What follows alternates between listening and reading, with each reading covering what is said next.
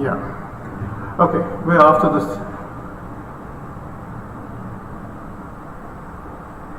What is this? Okay. Now that we know the basics of control of tuberculosis, we can go into the details of the program. Let's say that we have a long history of the National Tuberculosis Control Program. Earlier started a National Tuberculosis Control Program, then followed up with the revised National Tuberculosis Program, which has been going on since a long time. Now we have changed the name to National Tuberculosis Elimination Program because the thrust has now been given to eliminate tuberculosis from the country. First we'll do elimination, and then we will go in for eradication if it is possible. It is extremely difficult to eradicate tuberculosis, but elimination is when we make the disease, control the disease to such a point that it is no longer a public health issue.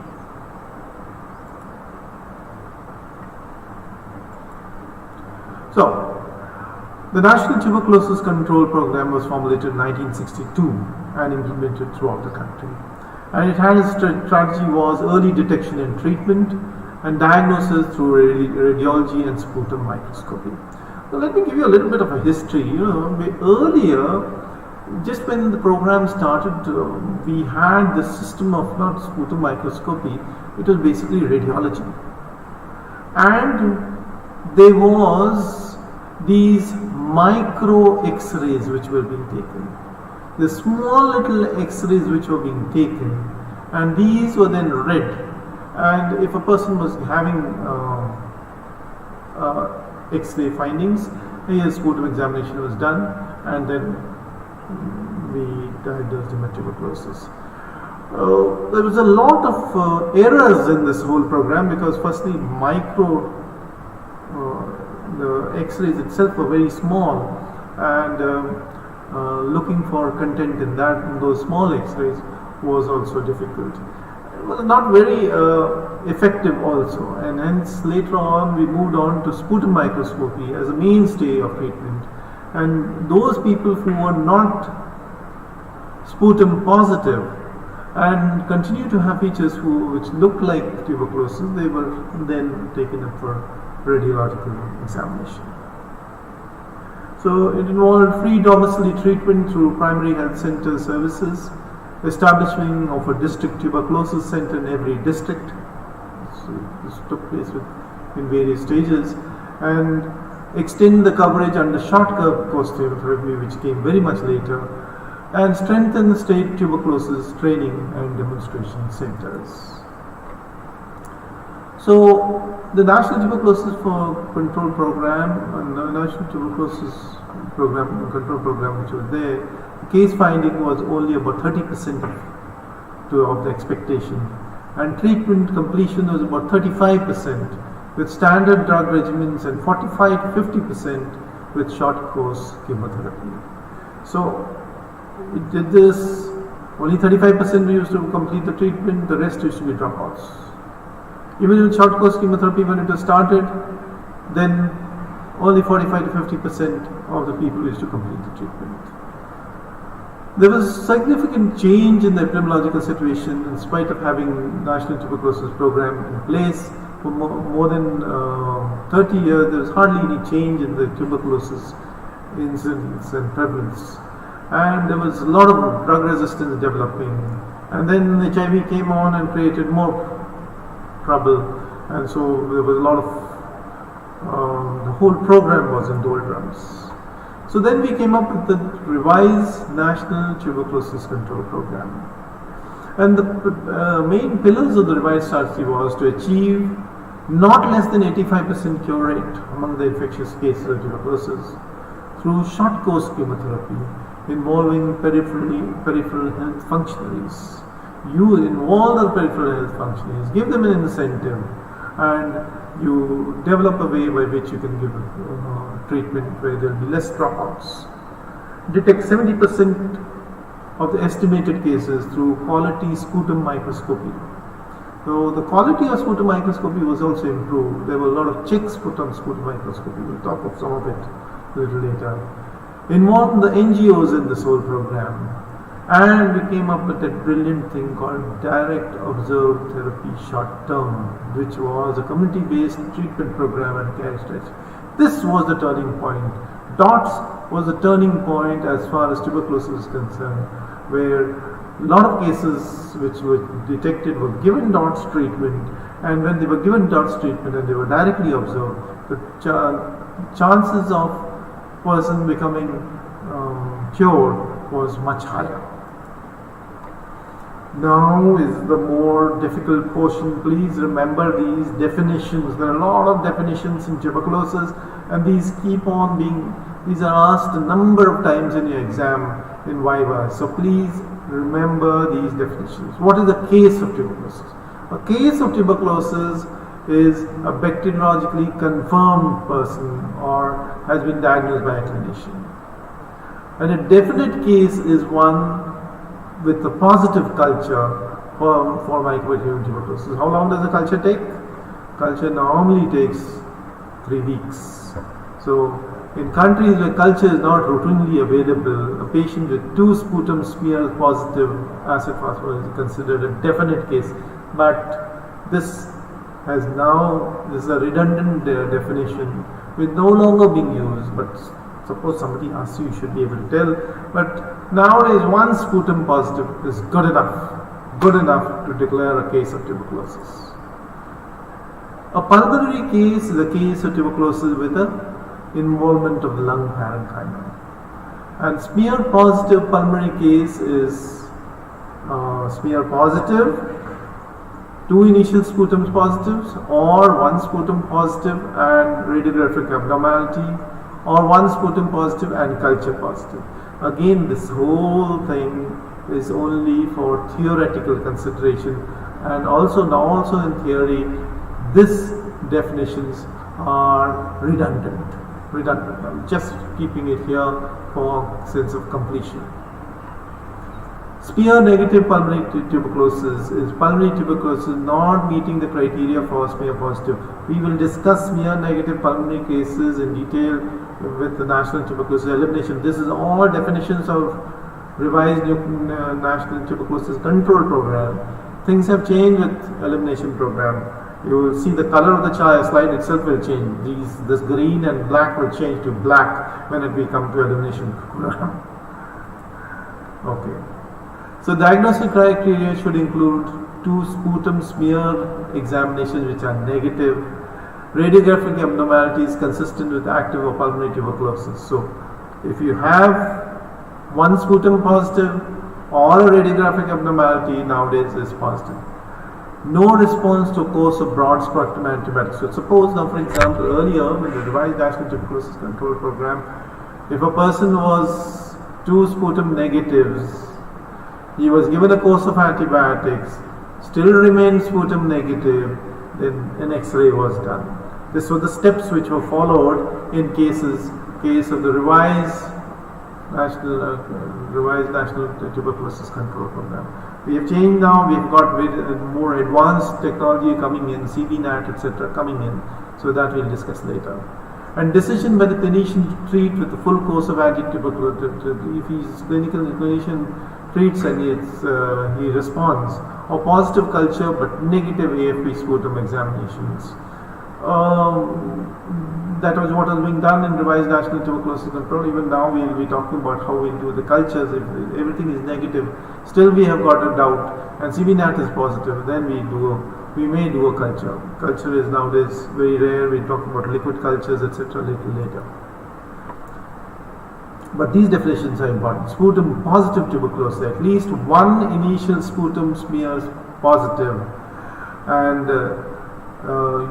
we require a good external quality assurance system.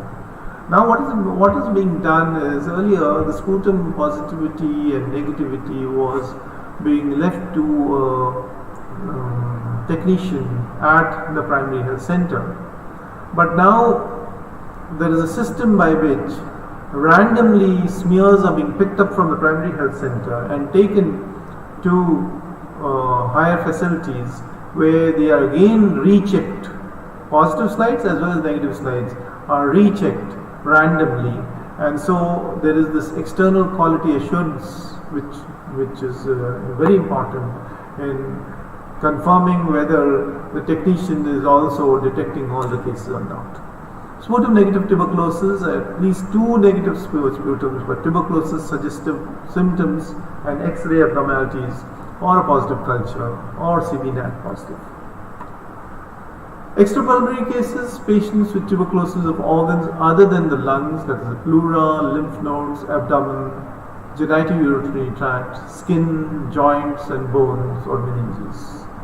And diagnosis should be based on one culture positive specimen or histological or clinical evidence consistent with active extrapulmonary disease.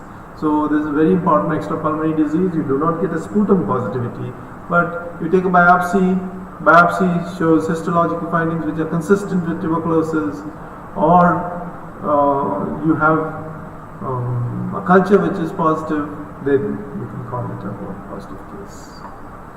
Cured cases, if an initial smear positive patient becomes smear negative, then it is called a cured case. A complete treatment, it can be cured, but the treatment is not complete. Complete treatment is once the patient takes the complete course of treatment. Because if he doesn't take the complete course of treatment, he can land up with a failure.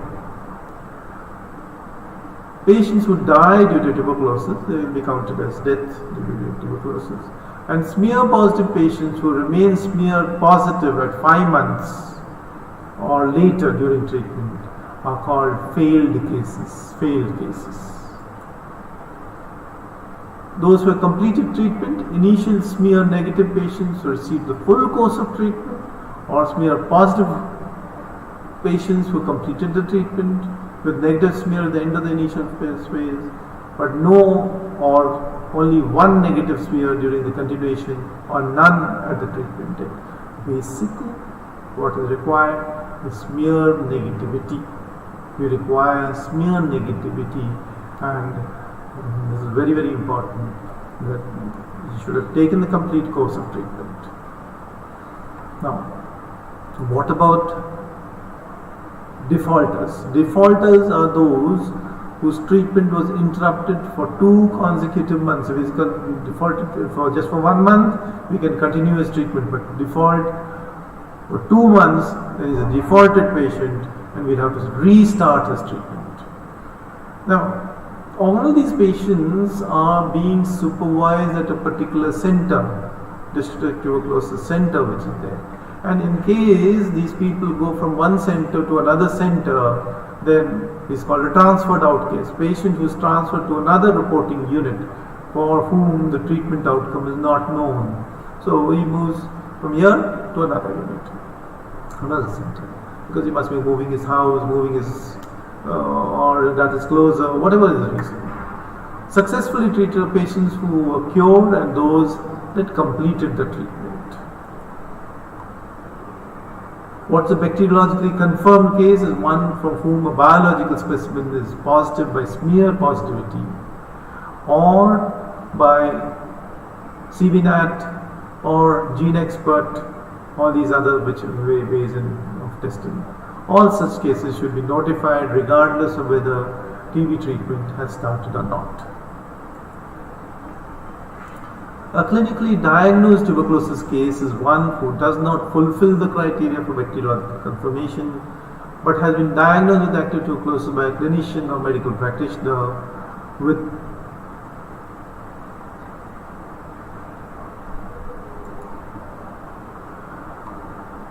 was decided to give a patient a full course of treatment. See, a clinician may decide that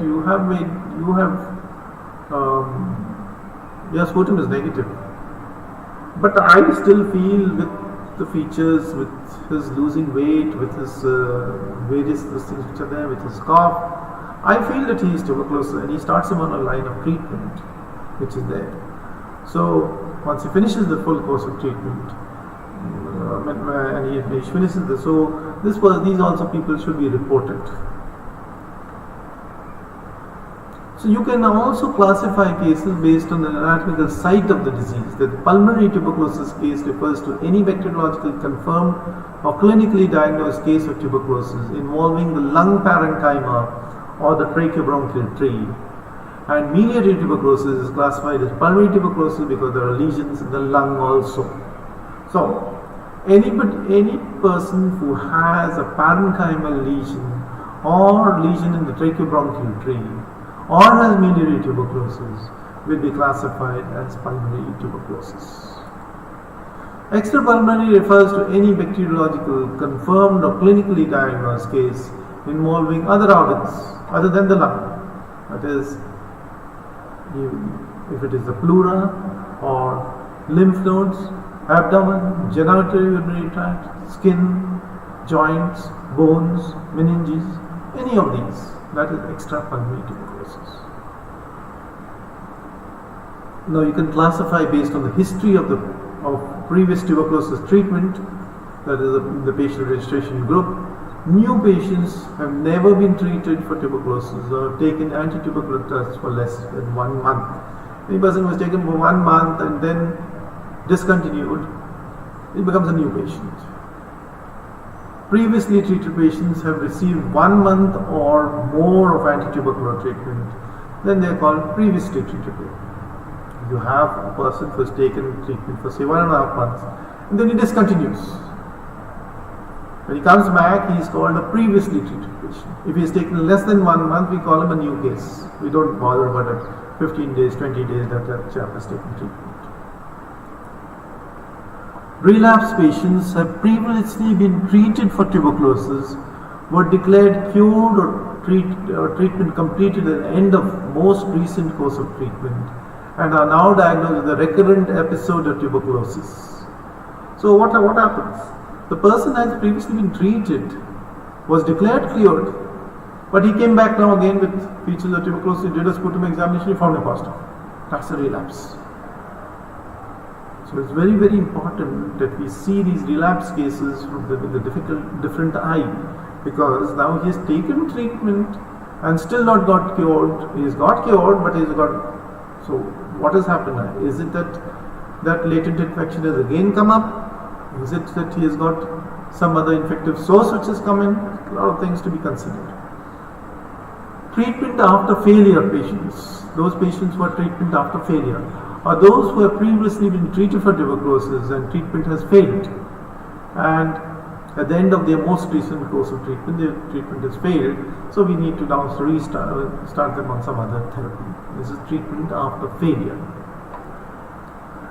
Treatment after loss to follow up. These people are those people, some patients who have given up treatment. As I told you, when it was long-term chemotherapy or short-term chemotherapy, which is not DOTS, people after taking 1 or 2 months of treatment found that they were clinically or they were finding themselves better, they just stopped treatment. So that is loss to follow-up. So these people, treatment after loss to follow-up patients, have previously been treated for tuberculosis, were declared loss to follow-up at the end of their most recent course of treatment. So this was earlier called as default patients. So now it's called treatment after loss to follow-up. Other group is all those others who do not fit into any other category. Other previously treated patients are those who have previously been treated for tuberculosis, but whose outcome after their most recent course of treatment is unknown or undocumented. They don't have documents for it. These people are put into other previously treated patients. You can have classification based on HIV status. So you can have a question called classification of tuberculosis and you can answer all these things.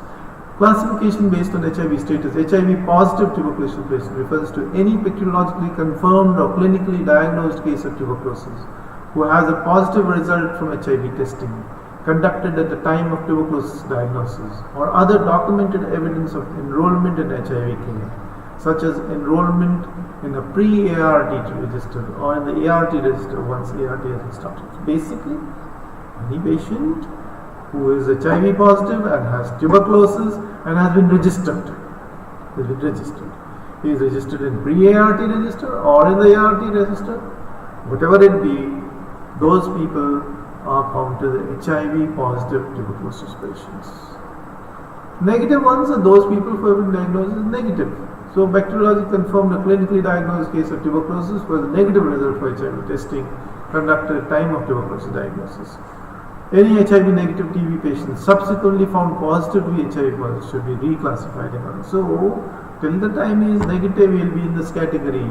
The moment he becomes HIV positive, because tuberculosis and HIV are so well interlinked, you will find that a negative patient may suddenly become positive. Then you have to reclassify him as a HIV positive TB patient.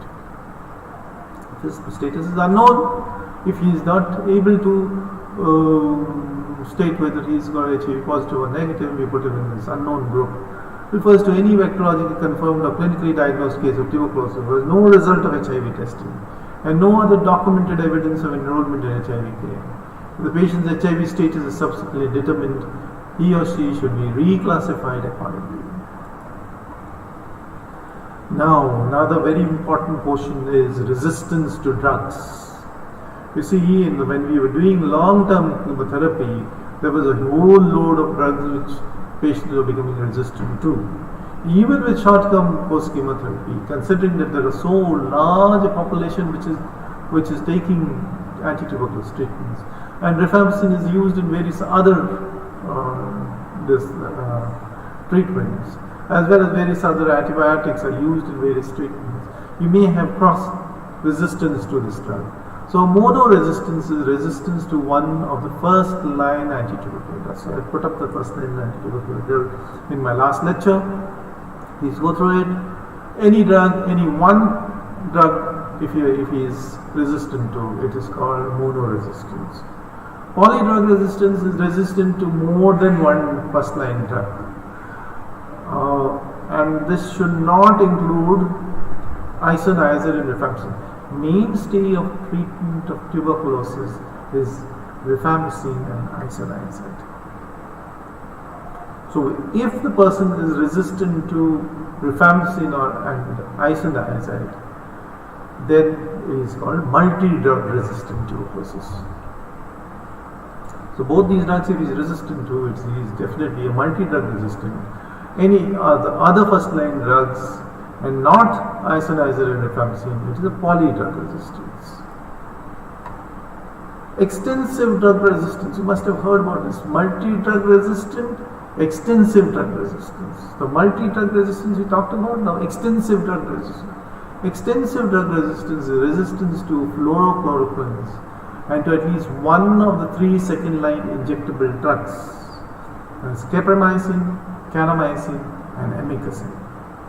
Very important to remember this. Extensive drug resistance becoming a problem in our country also, and we'll be talking in detail about how we deal with extensive drug resistance cases in possibly in the next class. I don't see myself finishing this complete thing today, so possibly in the next class. Rifampicin resistance. Resistance to rifampicin detected using phenotypic or genotypic methods with or without resistance to anti-tuberculosis drugs. Other anti-tuberculosis drugs includes any resistance to rifampicin, whether monoresistance, multi-drug resistance, polydrug resistance or extensive drug resistance. So rifampicin is one of our mainstay of treatment, and so we can find out whether through phenotyping or genotyping we can possibly find out whether this person is resistant. Now with CBNAT and GeneXpert and TrueNAT and all coming in, we should be able to find out whether the person is resistant to rifampicin or to any other drug. And if he is resistant to these drugs, if he is resistant to rifampicin, maybe resistant to various other drugs also, but if he is resistant to rifampicin, he is called rifampicin resistance tuberculosis. So what are the obstacles to treatment? We men talked such a lot about tuberculosis. So what is the problem? So the problem is that he has to take treatment at least for 6 months. And that is a problem because for For a middle class individual or for a higher class individual, he can always take permission and go and get his medicines. But just imagine for labor class, he requires to take permission, he requires to miss his daily wages. He misses his daily, it's all a vicious cycle. He misses his daily wages and then he has to go and get his medicines. He is supposed to take the medicines in front of some particular person, so he has to go there. When does he go there? If he has to go for his daily wages work. So there are multiple problems which are there, and so taking treatment for 6 months becomes a problem. Plus, there are multiple medicines which are there, so many medicines to be taken. So if it is to be taken separately, we have got, of course, the Indian government has made certain packs which are there, and the person just has to take tablets from that. So that is something which is good. But let's see, those people who are in private practice, they give multiple medicines, and multiple medicines become very difficult to take. If you want to purchase it from outside, it is relatively expensive, these medicines which are there. Especially the second line treatment is expensive. And we have, this is given free to individuals if the person is coming to the primary health center to collect medicine. But coming to the primary health center is a problem. There is no effective vaccine for tuberculosis. BCG, as I told you, is good for childhood tuberculosis or miliary tuberculosis, but is no good as far as adult tuberculosis. But it seems to be no new drugs on the horizon. Betacoline has come up, but other than that, there is no such specific drugs. Why is it that no drugs and no vaccines? The simple reason is the richer countries do not want to put in money into this, because once any drug is produced or any vaccine is produced, they have to give it at a pittance to these poor countries who have tuberculosis. Basic problem is always been malaria and the tuberculosis rampant among the developing countries or the countries which are underprivileged. So not much research money comes into this. The control programs require governmental coordination, requires prolonged effort and funding on part of the government. So that's the problems which are there. So the revised National Tuberculosis Program, on the recommendations of an expert committee, the revised strategy to control tuberculosis was pilot tested in 1993 and launched as a National Tuberculosis Control Program in 1997. The RNTCP applies the WHO recommended DOTS, Directly Observed Treatment Short Course Strategy. The program was expanded in a phased manner to cover the entire country in 2005. So we have the complete country was covered in 2005. The response has been good. Tuberculosis has come down, but not enough. A lot requires to be done. By 24th March 2006, the entire country was covered under DOTS, covering 1,114 million people, which is there. And so, what is, as far as the country is concerned, what is the population of our country? The population of our country is 1.3 billion. So still we had about 200 odd million people who had not been covered in 2006, or maybe 2006 we had that much population only. The majority of TB patients have pulmonary tuberculosis with a sputum smear positive pulmonary tuberculosis, constituting the infectious poison. See, you have a patient who is a sputum positive. He'll come into the community, he's come into the house, and there are other people in the house. He will cough, and the respiratory, as you know, respiratory illnesses are transmitted by droplets. The droplets remain in the environment in a small, poorly ventilated house. The droplets continue to remain on fomites. So the person in the household may develop the disease. Early diagnosis and cure of these patients can break the chain of transmission of tuberculosis infection in the community. And since the inception of the RNTCP, and up to June 2005, more than 4.5 million patients were initiated on treatment. About 7,50,000 additional lives are saved.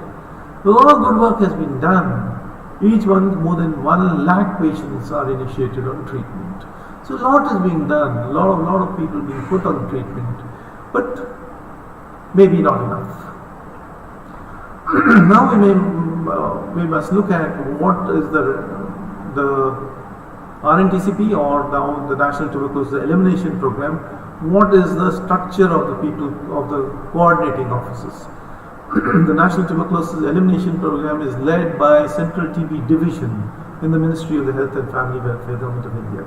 National TB Division. So they have got the state, district and sub-district level officers and peripheral health institutions which implement the program. So this is how it goes. You have at the national level the Deputy Director General, the DGHS, and then below that you have the Deputy Director General who is in charge of tuberculosis.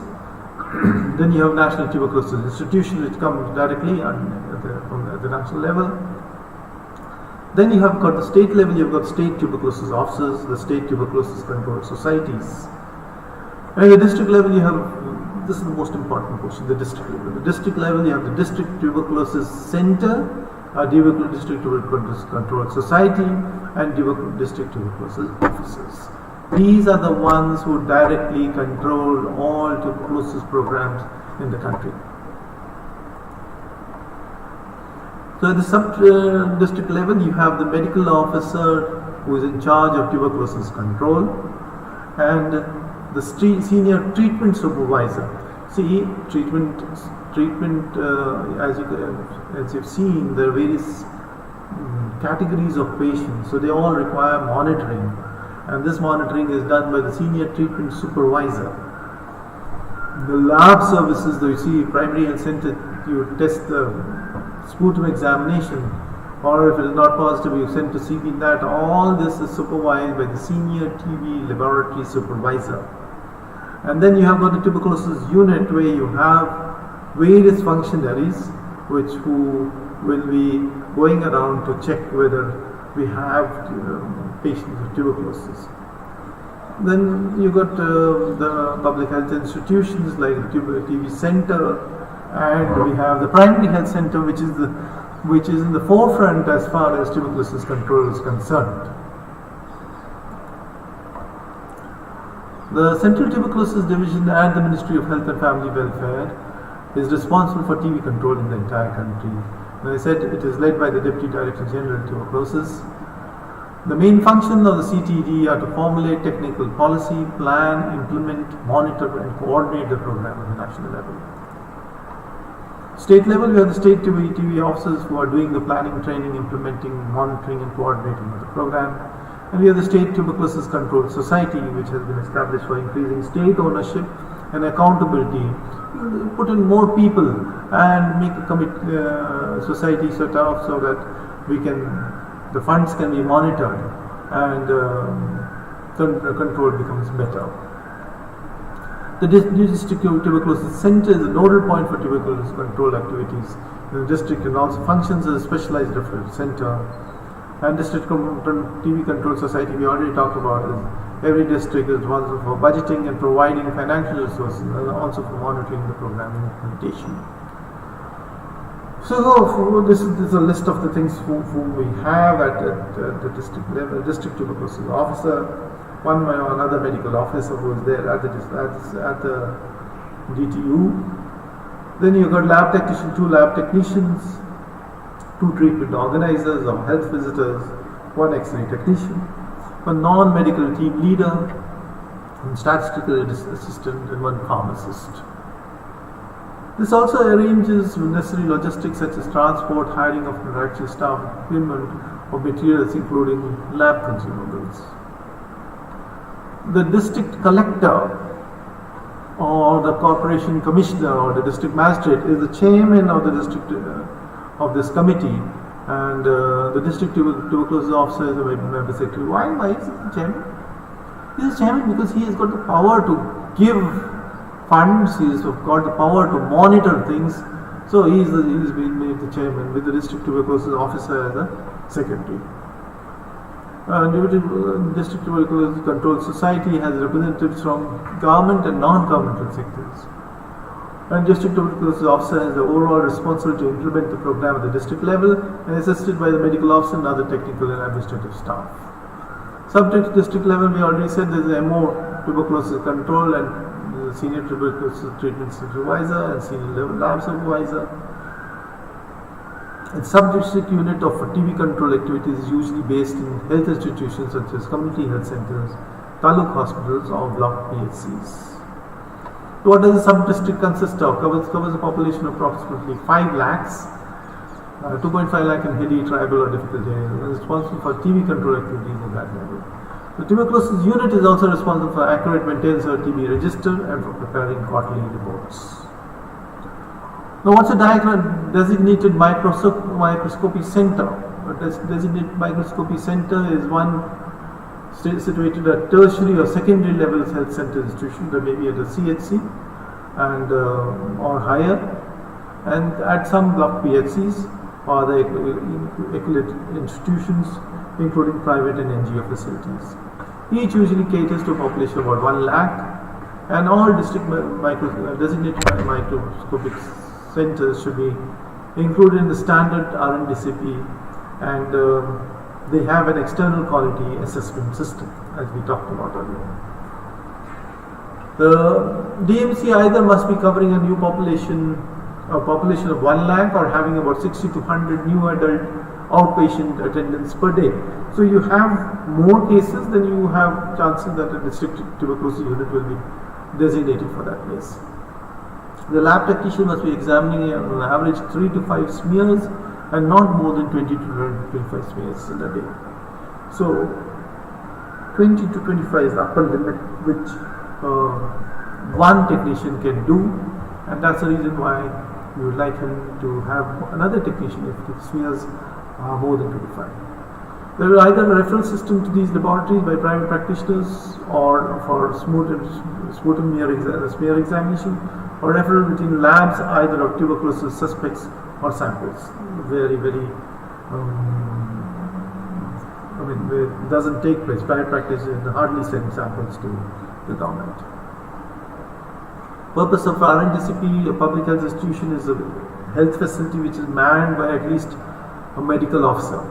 At this level are the dispensaries, primary health centers, community health centers, referral hospitals, and major hospitals. All health facilities in the private NGO sector participating in the RNDCP are also considered as primary health institutions under the program. Some of these PHIs will also be district centers. So in TB strategy, the vision which is there is to have a world free of tuberculosis with 0 deaths, disease and sufferings due to tuberculosis, the end of the global epidemic of tuberculosis. This is the utopian dream which we have, which can or may not take place. The NTB strategy has got certain targets which are there. We want to reduce the number of TB patients in comparison to 2015 by 35%, 2025 by 75%, by 2030 90%, and 2035 95%. That means we're going to decrease these cases, deaths, and we will have no more cases. Also, reduction in incidence rates. The incidence rates will drop by 20% in 2020. That we are already on, and we have had this problem of COVID. So I don't know whether we'll ever reach that stage. 2025 50%, targets of 80% and 90% for 2030 and 2035. TB affected family facing catastrophic costs due to tuberculosis. This, as I've said, daily wages should not be permitted to not have wages. So by 2020, they want to ensure that no tuberculosis patient has any economic problem. The three pillars for the NTB strategy is integrated patient-centered TB care and prevention, bold policies and supportive system, and intensified research and development. Now there is another thing which has come. Now as I said, we are talking about National Strategic Plan for Tuberculosis Elimination, and now we have National Tuberculosis Elimination Program which has come on. This is the initial paper which was there 2017 to 2025. They wanted to reduce TB incidence from 217 per lakh to 142 per lakh by 2020, 77 and 44 per lakh by 2023 and 25. To reduce TB incidence,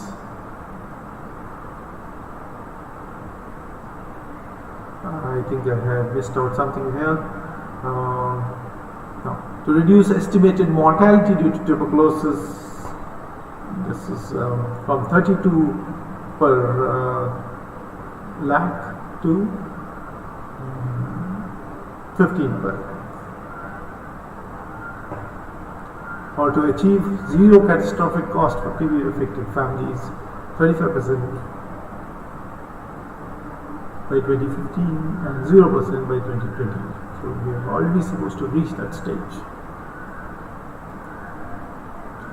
Okay, I will stop here because as you see the grey slides have come, and so we will be discussing about the National Tuberculosis Elimination Program in our next lecture. Please read up if you can, and we can then go ahead faster.